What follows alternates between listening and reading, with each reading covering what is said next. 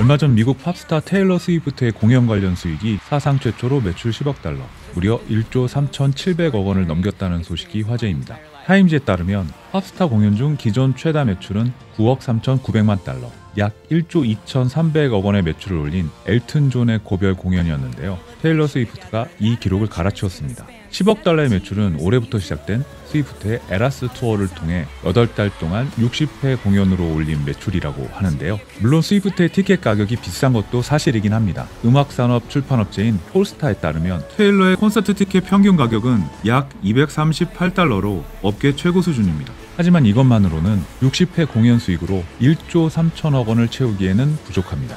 그렇다면 이 매출의 비밀은 무엇일까? 스위프트의 매출 항목에 박스 오피스라는 항목이 눈에 띕니다. 이 항목은 바로 극장 상영 수입입니다. 대략 20%인 2억 달러, 우리 돈으로 2,700억 원 정도를 극장에서 공연 상영을 통해 벌어들였습니다.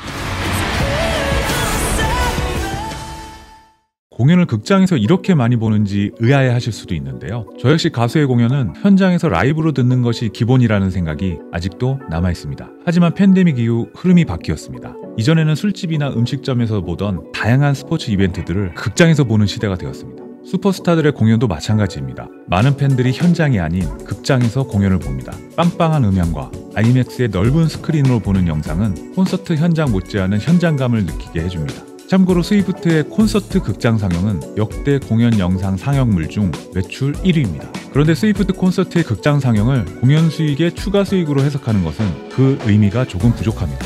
코비드-19을 거치면서 극장 산업은 극도로 어려워졌습니다. 팬데믹 이후에도 사람들은 다중이용시설을 꺼리고 대신 큰 화면의 TV를 사서 집에서 컨텐츠를 감상하기 시작했습니다. 이 여파로 극장뿐만 아니라 영화와 관련된 업에 종사하는 수많은 사람들이 영화 산업에서 떠나야 했습니다.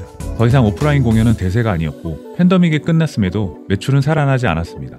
오프라인 시대가 저물었다고 얘기가 흘러나왔습니다. 하지만 테일러는 새로운 방식, 공연의 극장 상영을 통해 기존의 관점을 완전히 바꾸는 실험을 하게 됩니다. 물론 기존의 공연의 극장 상영 컨텐츠가 없었던 것은 아니었습니다. 하지만 테일러의 방식은 기존과 차별되는 몇 가지 특이점이 있습니다. 첫 번째로 테일러의 콘서트 극장 상영은 기획 단계부터 치밀한 준비가 있었습니다. 테일러의 콘서트는 기존의 콘서트들과는 달리 이미 기획에서부터 극장 상영을 염두에 두고 제작했습니다. 실제 영상 제작 과정을 보면 대규모의 투자가 진행되었는데요.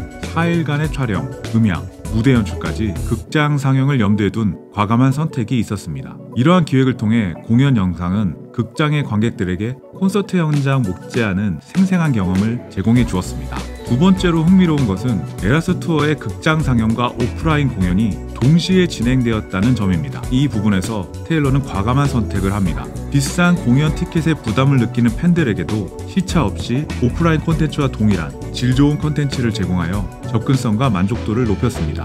단기적인 공연 수익 감소보다는 향후 지속적인 성장을 추구하는 ESG 관점의 선택을 한 것입니다. 테일러는 극장 상영 콘텐츠를 오프라인 공연의 부수적인 콘텐츠로 생각하지 않은 것이고 오히려 ESG 관점에서 지속 가능한 성장을 위한 대대적인 투자를 진행했습니다.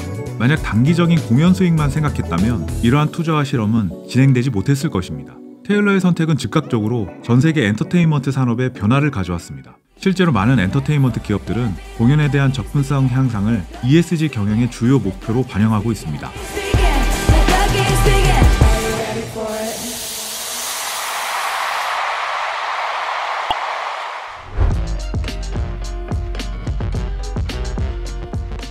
대중문화 산업에서 새로운 변화를 이끌어내고 있는 ESG. 앞으로 어떤 새로운 변화를 가져다 줄 수 있을까요? 지금까지 노블 ESG 랩의 수석연구원 제이였습니다.